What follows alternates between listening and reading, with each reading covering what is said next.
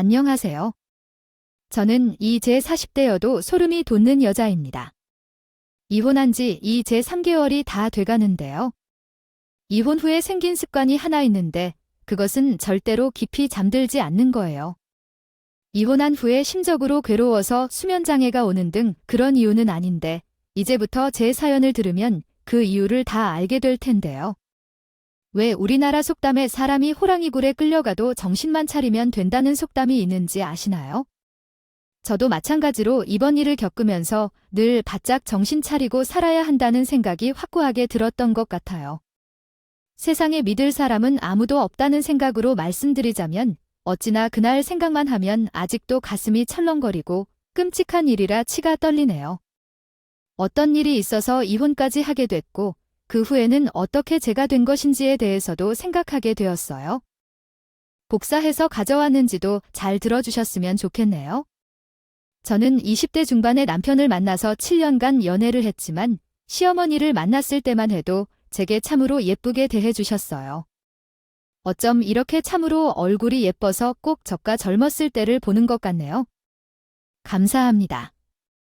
아, 어머니도 이렇게 만나 뵈니 참 좋으시겠어요. 그래, 아니도 젊었을 때는 미스 코리아에 나가라는 소리도 듣고 그랬어요. 그나저나 둘이 잘 만나고 있다니까 궁금해서 한번 만나보자고 한 거예요.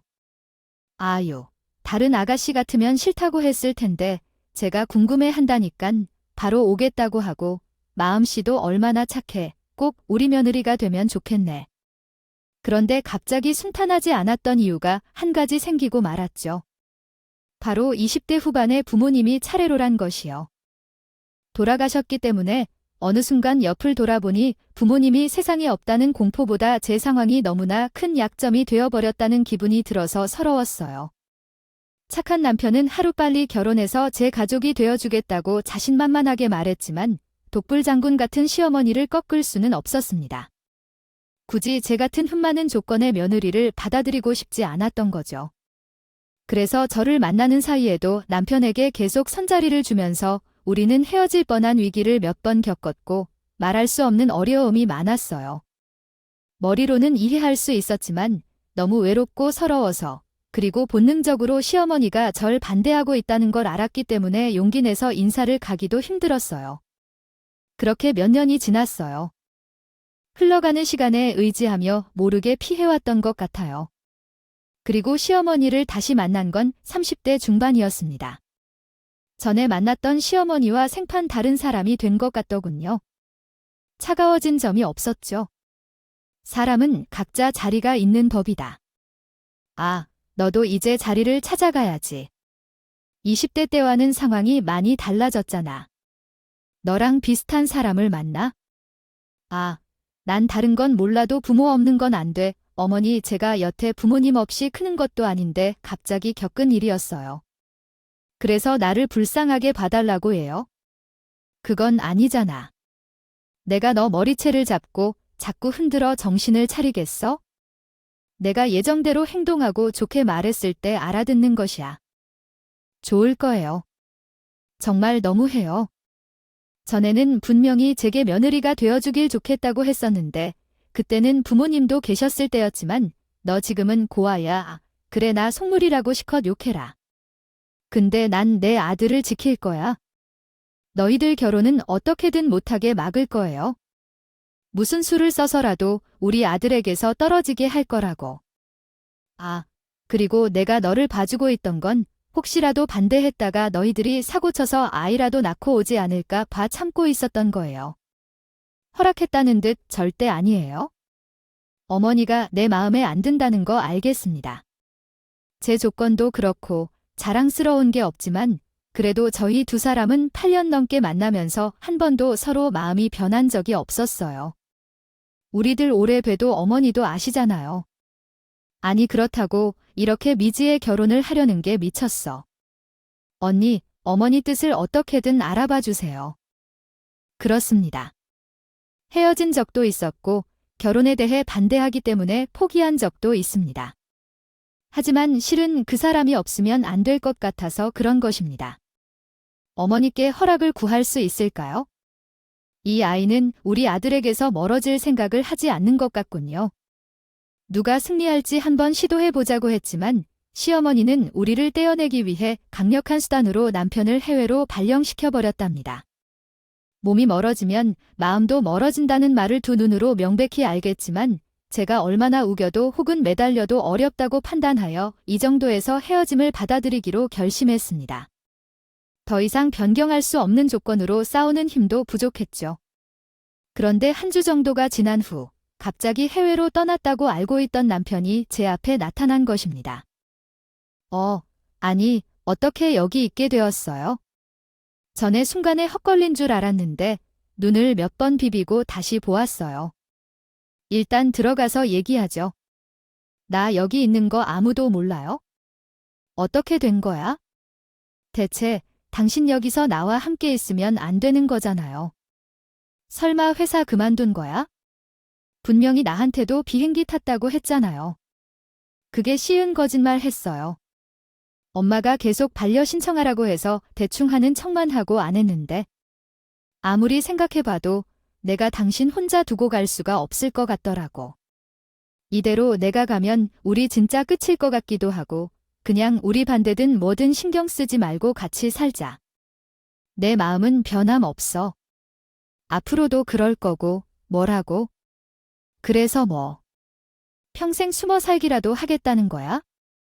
당신 나이가 몇 살이야? 숨어 살자는 뜻 아니야. 그리고 나도 알아. 근데 어떻게? 좋은 방법이 없는데 나도 이제부터 내 뜻대로 살 거라고. 이건 사실 내 인생이 문제잖아. 엄마가 언제까지 내 인생 결정해 줄 건데 난 엄마가 아무리 말려도 결혼은 내가 사랑하는 사람하고 할 거야. 당신이랑 무조건 한다고 난 그렇게 결정하고 온 거니까. 당신까지 나 내쫓지 마. 나도 좀 무서워. 무섭단 사람이 겁도 없이 이런 짓을 해봐니 애도 아니고 왜 일을 더 어렵게 만들어. 그리고 일 나중에라도 어머니가 알면 가만히 계실 것 같아. 우리 둘이 짜고 속이기까지 했다고 더 화내면 어떡하려고. 그래, 그렇다고 이대로 당신하고 헤어질 수는 없잖아. 그럼 정말 끝날 것 같아서 들어보니 남편은 이대로 떠나버리면 우리 관계가 끝날 수밖에 없다는 걸 느끼고 있었다고요. 그리고 저를 놓치면 평생 구회 아이란 것도 알고 있었기 때문에 무슨 수를 써서라도 헤어지는 것을 막을 수밖에 없었던 거예요. 저도 사실 생각지 못한 일이 벌어져 혼란스럽기는 했지만 우리는 좀 더 시간을 갖고 생각해 보기로 했습니다. 그런데 저도 하루하루 시간이 흐르는 게 마음이 편하지 않더라고요. 괜히 무슨 죄를 지었는지 같은 기분도 드는 것이죠. 그런데도 어머니 마음을 어떻게 바꿔야 할지 뾰족한 해결책이 없더라고요. 그런데 그때 마침 저에게 생각지도 못한 연락이 한 통 왔어요. 바로 오래전 이민을 떠난 삼촌이 한국에 들어올 예정이 있다면서 저를 찾아왔던 거예요. 아버지 장례식 때도 사업 문제로 잠깐 들어왔다가 떠난 삼촌은 계속해서 저에게 같이 가서 살자는 제안을 했었어요. 혼자 남은 제 걱정이 무엇보다 큰 것 같았습니다. 그렇다고 어리광 부리며 삼촌을 따라갈 수도 없었어요. 저는 종종 전화를 받는 삼촌의 연락이 전부였습니다. 급한 일이 있어서 전화도 못하고 와서 삼촌께 송구스럽게 생각합니다. 삼촌께서는 갑자기 어떻게 한국에 오셨는지 물으셨지만 삼촌이 두리번거리며 남편의 신발과 짐을 확인하는 모습이 느껴졌습니다. 그때 남편의 짐이 제 집에 있었기 때문에 이 상황을 모른 상태에서 설명해야 할지 모르겠었습니다. 저 또한 너무 당황해서 어떻게 대처해야 할지 막막했습니다. 그러나 아무도 모르게 결혼했는지 삼촌만 모르는지 묻기에는 아닙니다. 지금은 좀 복잡한 상황이어서요.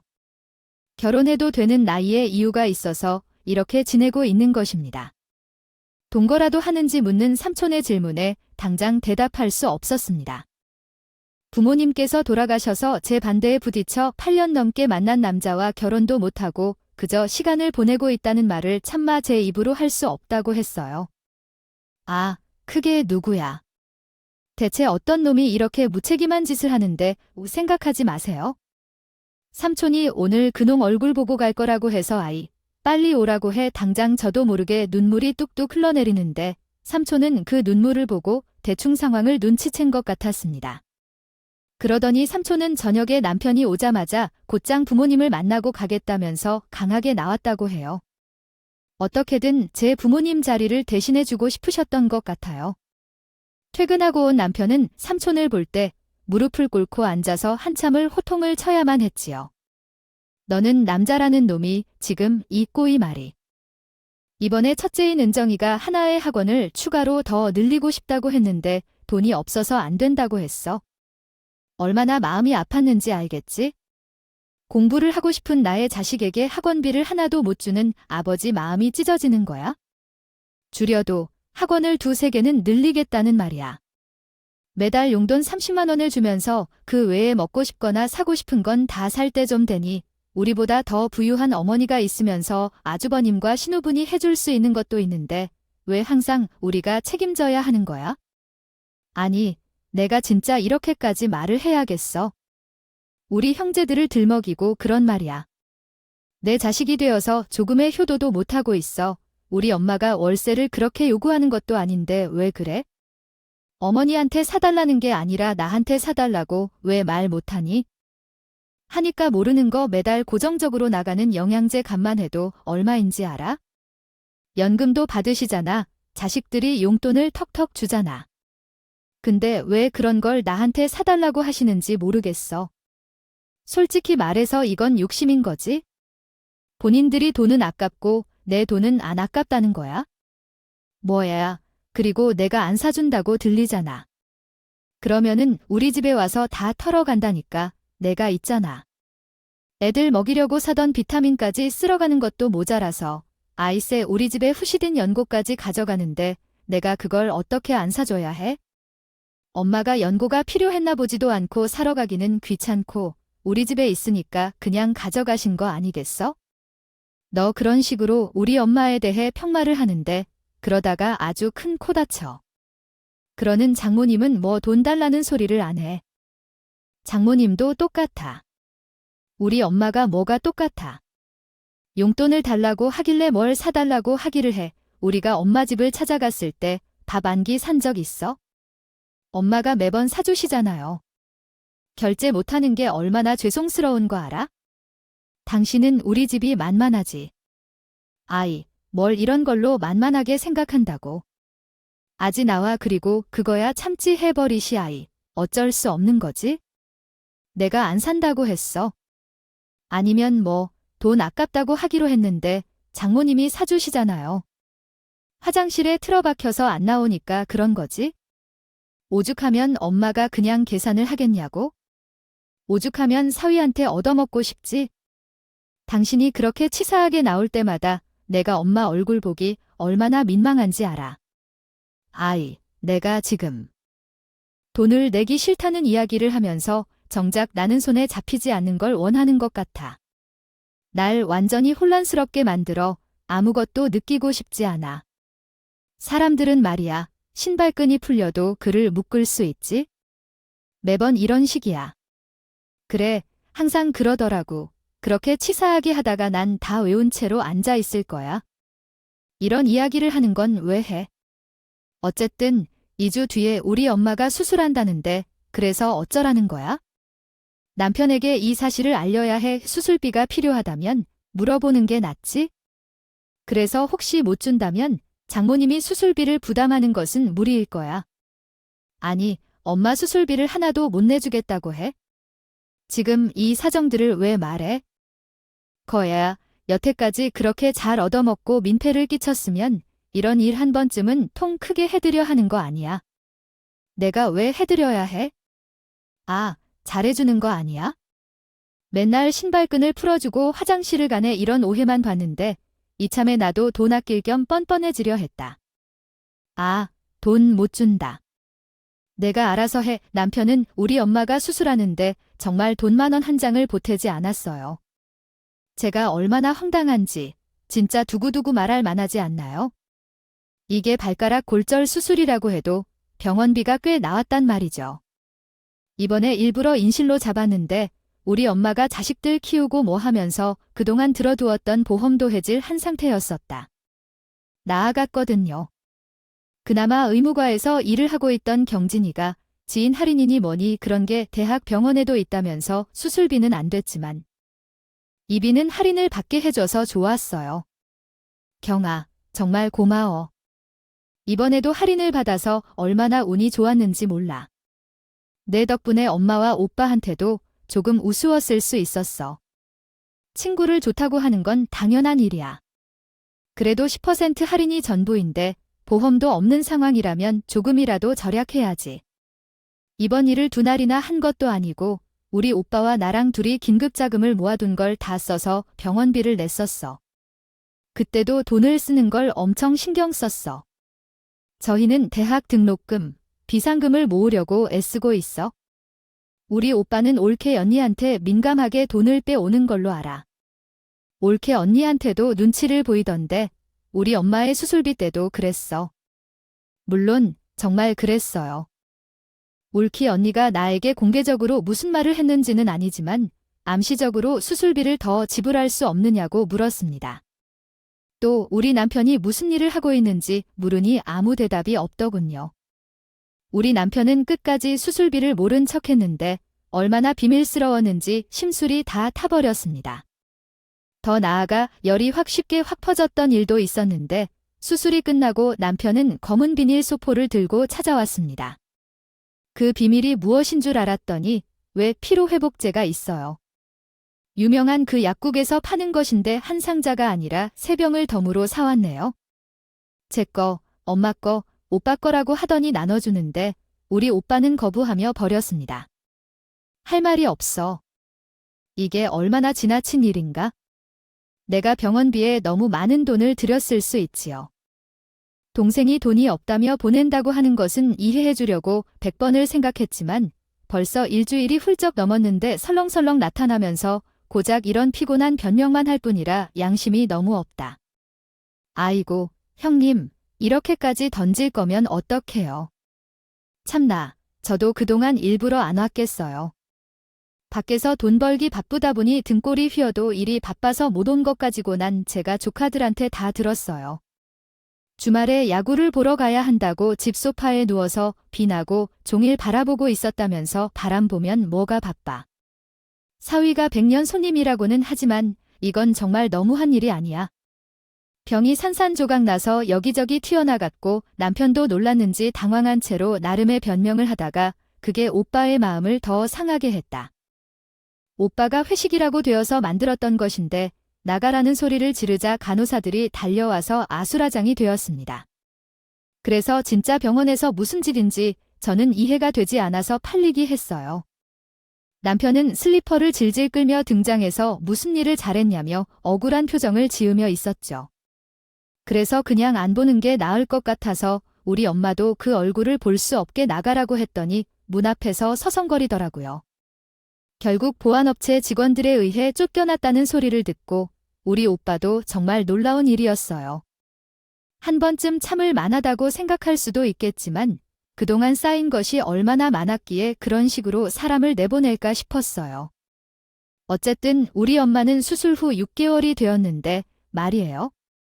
이번에는 시어머니가 간단한 안과 수술을 받기 위해 VIP 병동을 예약했다는 얘기를 들었으니 얼마나 기쁠지 생각하면서요. 열리 받았겠죠. 그것도 일부러 전 모르게 준비하고 예약한 거 자체가 지들이 생각하기에도 찔리는 것이라는 모양새나 다름없잖아요. 게다가 저한테는 동네 병원에서 수술하는 것처럼 찾아오지 말아라.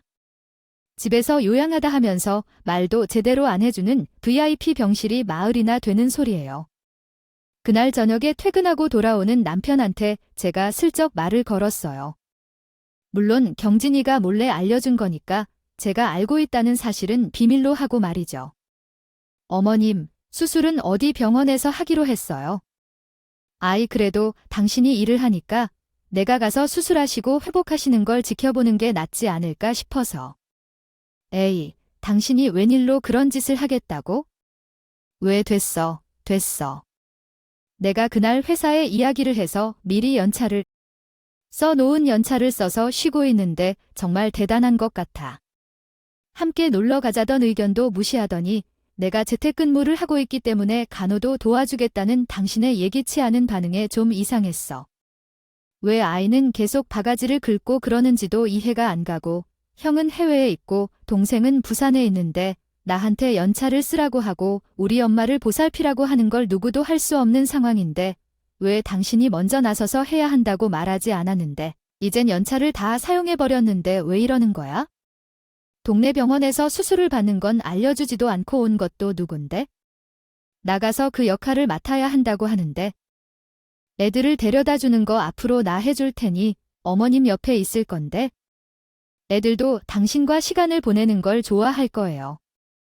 당신도 쉬고 싶어 했었잖아.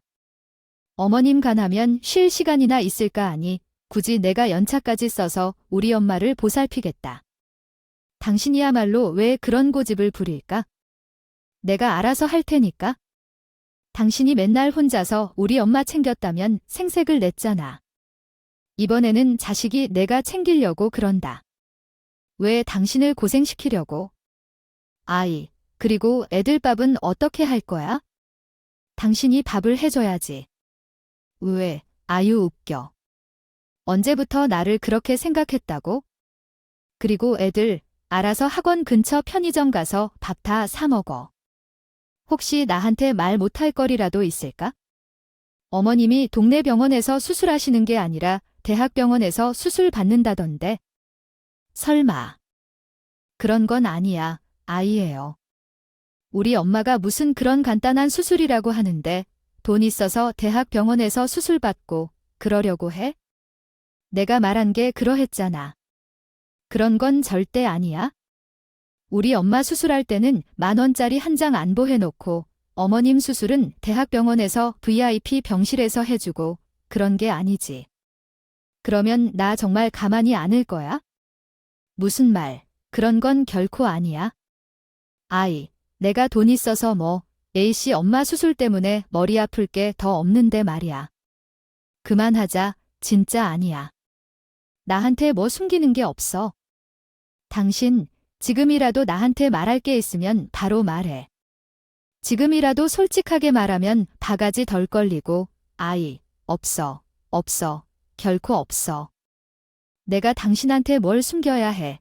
밤에 사람 잡는 것도 아니고, 돈도 없어 나도 우리? 엄마는 좋은데 수술을 하고 싶지만 돈이 없다고 하니 그럴 돈이 있다면 당신에게 명품 가방 하나라도 선물해주고 싶다. 당신은 맨날 시장 바구니 같은 것을 들고 다니는 모습이 안타까워서 명품 가방을 하나 사줄 생각이다. 장모님을 위해 용돈 200만 원을 드리겠다고 수술로 인해 고생한 것을 알겠다고 말했다. 어느 날 남편이 아무 소리 없이 나를 자극하면서 허황된 약속을 기다리는 것 같다며 엄마에게 명품 가방을 한 개 사줄 것이라며 공수표를 팍팍 날리는데 그 속으로 웃음이 나더라. 속으로 몇 번이나 외쳤는데 남편 놈아, 그렇게 할 경우 아주 후회할 거라는 것을 제 명령을 무시하면 어디 한번 두고 보겠다는 마음으로 경질이 미리 예약한 수술 날짜를 기다린다. 아마도 남편은 심지어 꿈조차 모를 것이다. 당연히 전부 다 알고 있다는 사실을 말이에요. 수술 당일 아침부터 분주하게 가방을 싸는 남편에게 말했어요. 아니, 그 동네 병원에서 수술하고 바로 시댁으로 가는 거 아니에요? 왜 짐을 싸요? 어차피 어머님 집에 당신 짐이고 뭐고 다 있는 거 아니었어요? 내 짐이 왜 우리 엄마 집에 있어요? 없어. 내가 안 입는 옷들은 좀 있을지 몰라도 그거 안 입은 지 오래돼서 어떻게 입지? 그리고 엄마가 오늘 수술하는데 내가 또 하루 정도는 같이 있어야 할 거 아니에요? 들려야 할 거 아니야. 눈이 어떻게 보일지 안 보일지도 모르는데 그 하루는 적응할 시간 들여야 해요. 그럼 아예 일주일 거기서 지내면서 출퇴근해야 하나요? 왜 하루만 있어? 수술 후 적응하는데 꽤 시간이 걸릴 거라던데. 아이, 일주일씩이나 있냐? 하루면 충분하지. 그리고 어머니께서 병이 있어서 한 주 동안 어떻게 집안일을 도와드려야 할지 알고 계신 건지요? 며칠이나 더 있으면 어머니에게 부담은 되지 않을까 걱정이 되네요. 하루만 있으면 돼요. 그러면 어머님은 수술 후 내일 저녁부터 혼자 계시게 될 거라고 하셨어요. 어쩌면 눈도 안 보일 수도 있겠지만 그렇다고 의사가 말씀하셨어요. 통증은 좀 남아있을 수 있겠지만 아무 문제 없이 일상생활을 할 수 있다고 하셨답니다. 제가 그 정도를 확인하지 않았나 봐요. 근데 오늘 왜 그러세요? 어차피 어머님은 하루 푹 쉬시고 약을 드시면 돼요. 수술이 간단할 거라고 하셨지만 왜 굳이 연차를 써가며 하루를 시부모님 집에서 보내신다는 건지 이해가 안 되네요. 저의 질문이 조금 길어서 남편께서 더 이상 참을 수 없는 모습이 되시더라고요. 전 그저 조용히 물었을 뿐인데 같은 말이 반복돼서 남편께서도 혼나셨던 것 같아요. 말이 빨라지고 목소리가 점점 커졌어요. 설마 당신을 해놓고 어디 막 대학병원에 가서 어머님을 VIP 병실에 모셔두고 황제 수술을 받는 거 아니지요? 아니, 내가 그럴 돈이 어디 있겠어요. 그럴 돈이 있으면 내가 당신 가방도 사주고, 장모님 용돈도 팍팍 드리겠다. 나도 돈 없는데 자꾸 생사람 잡지 말고 애들이나 잘 챙기고 있어야죠. 내려올게 하고 대충 싼 짐을 번쩍 들고 나가더라고요. 경진이 개들은 수술 일정이 오후 3시라고 했으니까 대충 5시쯤 병원에 급습을 해야겠다 생각했어요. 그 시간이 되고 저는 만발의 준비를 한 뒤에 병원으로 찾아갔습니다. 당일 수술, 내일 퇴원 얼마나 간단한 수술이 있어요. 그런데도 육병실이 아니 머리가 아플 정도로 기가 막혀서 정말요. 제가 왜 급습을 할 생각까지 했겠느냐고 솔직히 말했으면 욕을 먹고 끝낼 일을 이렇게 크게 만든 남편을 보며 박수를 치고 싶었어요. 미리 진이에게 물어봐서 병동에 찾아가 뒤 VIP 병실 문 앞에 서 있었는데 땀을 흘리는 시어머니의 이름이 떡하니 보였어요. 문을 드르륵 열고 들어갔더니 커튼이 쳐져 있었습니다. 모자가 하하호호 웃으면서 이야기를 하는 소리가 들렸어요. 내 속이 얼마나 분노로 가득 찼는지 모르고 현재 웃을 수 있는 시점에도 웃어도 할 열과 들어가서 발걸음 소리도 내지 않고 커튼이 쳐져 있는 침대 앞에 섰어요. 눈이 시원하다고 해서 아직 통증이 있을 텐데 안심 많은 표정이어도 되었고 시력에 문제가 없다고도 말했다. 처음으로 듣는 수술을 받아야 한다는 소식을 들었을 때 얼마나 다행인지 생각했는데 나도 이젠 늙어서 고생할 판이라고 생각했었는데 별다른 어려움 없이 수술이 이루어지는 걸 보니 정말 다행스럽네요. 수술이 40분 만에 끝나다니 누가 알았겠습니까? 이 병실이 VIP급이라고 하니 오늘은 푹 쉬겠습니다. 보호자의 침대도 너무 편안하고 일반 병실과는 전혀 다르네요. 여기에는 냉장고와 TV, 컴퓨터, 소파까지 있어서 호텔과 다를 바 없네요.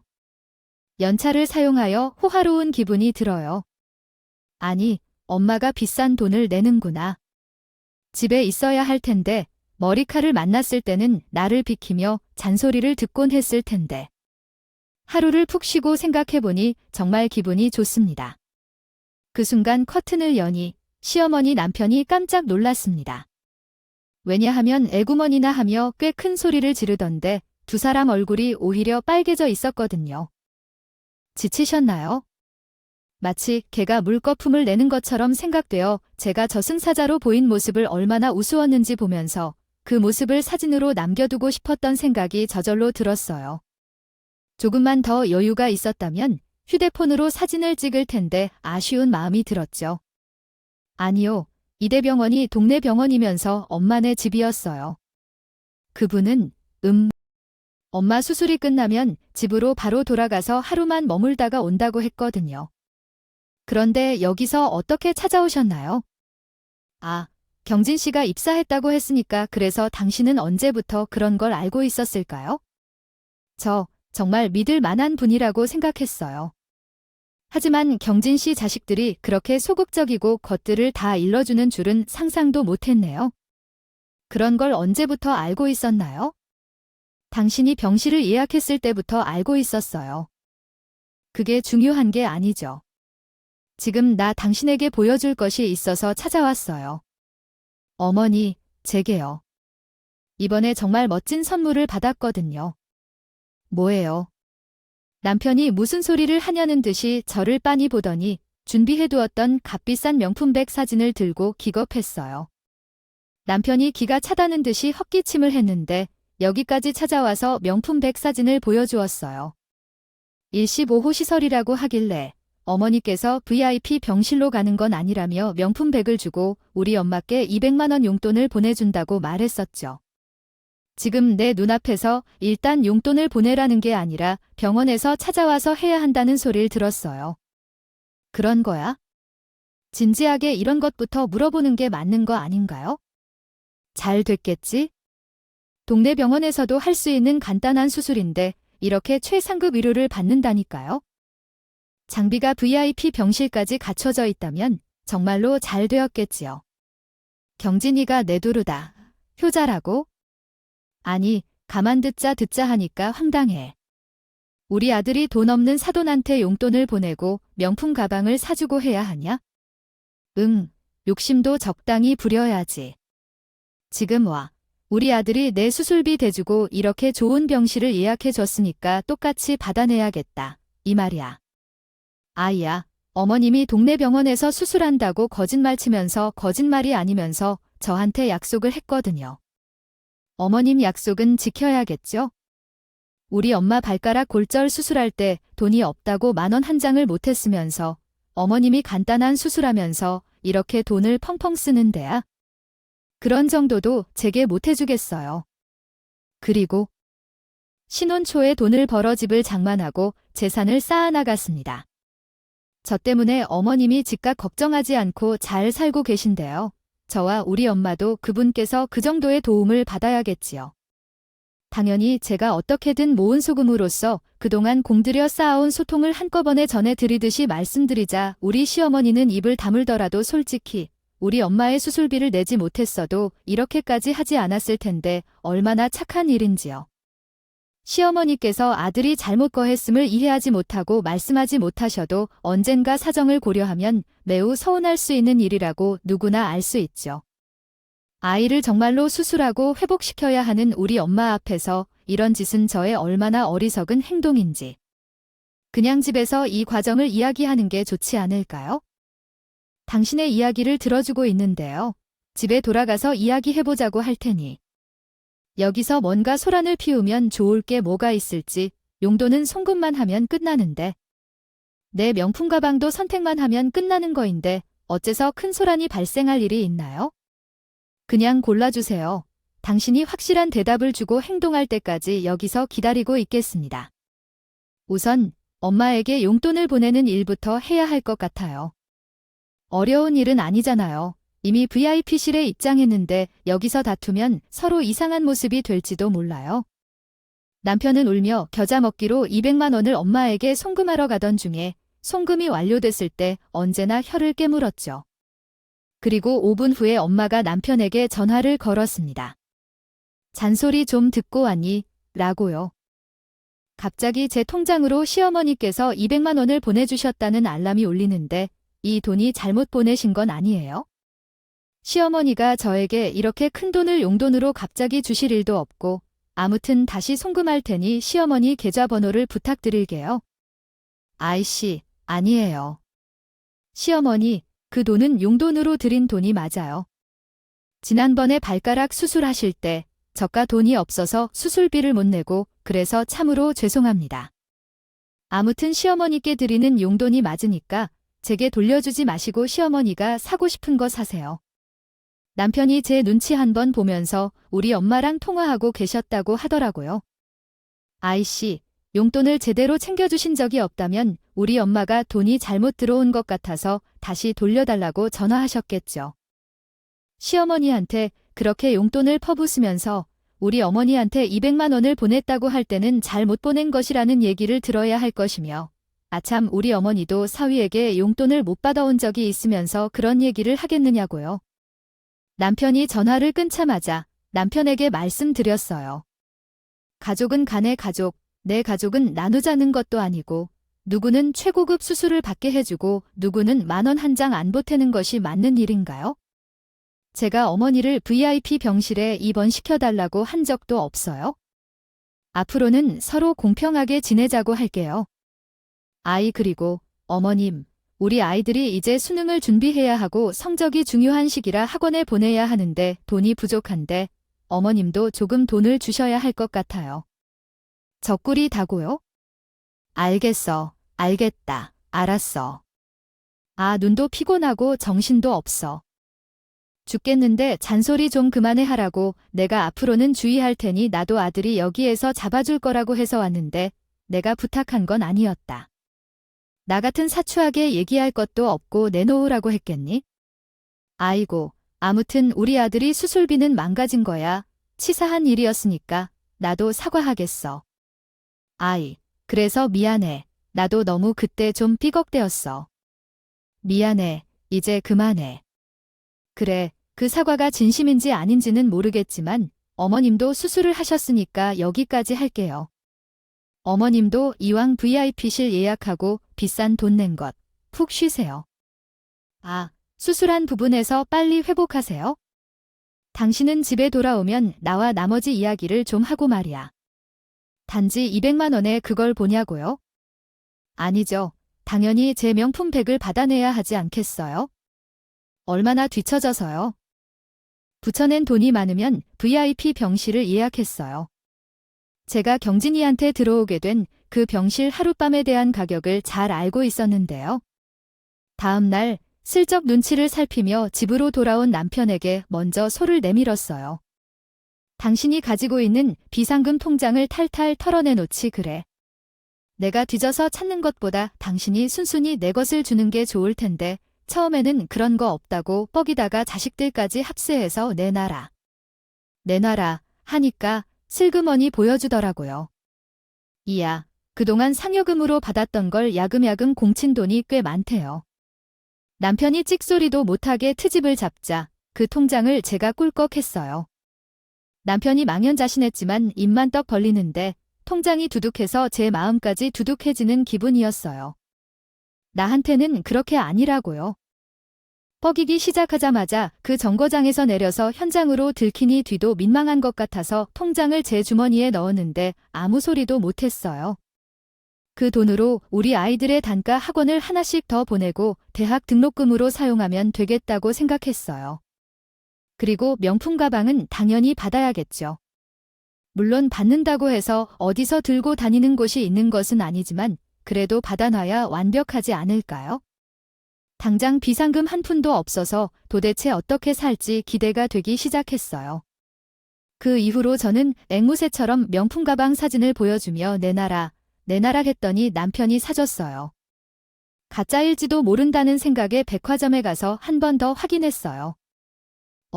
진품이었어요. 돈도 없을 텐데 그 가방 값이 어디서 나왔는지 알고 싶어 했는데 우리 시어머니 통장에서 나온 게 있었죠. 친정 엄마한테 용돈을 받고 나서 우리 아이들과 함께 길.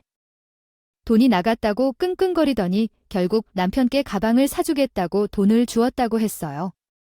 그러자 우리 남편이 비상금이 없어서 징징거리더니 자기 아들이 책을 잡혀서 바가지를 긁힐까봐 400만 원을 송금해 주었다고 해요.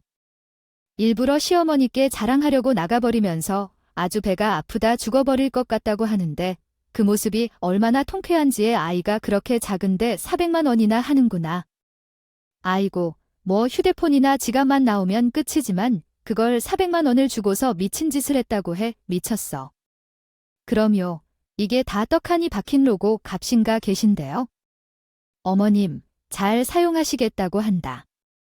그 후로 영양제를 사달라는 말도 용돈을 보내달라는 말도 뚝 끊어버릴게요. 아이고, 얼마나 시원할지 몰라요.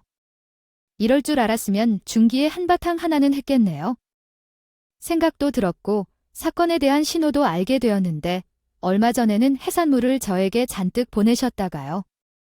집에서 애들과 함께 몸 잘 쳐 다 지내라고 해주셨는데요. 덕분에 저는 속 편하게 지내고 있습니다.